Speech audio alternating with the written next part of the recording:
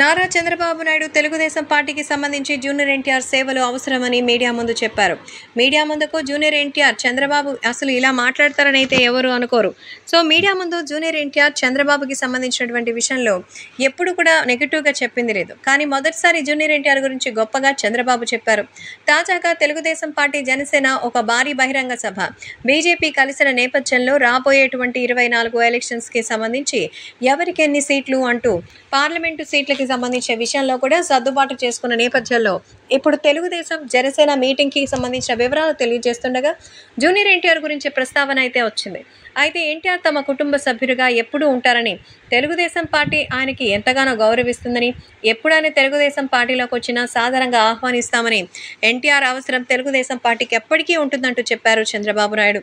సాక్షాత్తు తెలుగుదేశం పార్టీ అధినేతగా ఉన్న చంద్రబాబు నాయుడు జూనియర్ ఎన్టీఆర్ తెలుగుదేశం పార్టీలోకి వస్తే బాగుంటుందని మీడియా ముందే చెప్పడంతో ఇక ఎన్టీఆర్ దీని గురించి ఆలోచించాల్సిన అవసరం ఉంది. ఎందుకంటే తెలుగుదేశం పార్టీలోకి రాకపోవడం వల్ల ఇప్పటికే ఎన్టీఆర్ అభిమానులు సైతం జూనియర్ ఎన్టీఆర్కి నందమూరి కుటుంబానికి విభేదాలున్నాయని, అసలు తెలుగుదేశం పార్టీ వైపు ఓట్లు వేయకూడదని, మరి ఇంతకే వైసీపీ వాళ్ళకి వేసే అవకాశాలు కూడా లేకపోలేదని సర్వేలు తేల్చిన నేపథ్యంలో జూనియర్ ఎన్టీఆర్ ఫ్యాన్స్ అప్రమత్తం అవ్వాల్సిన అవసరం ఉంది.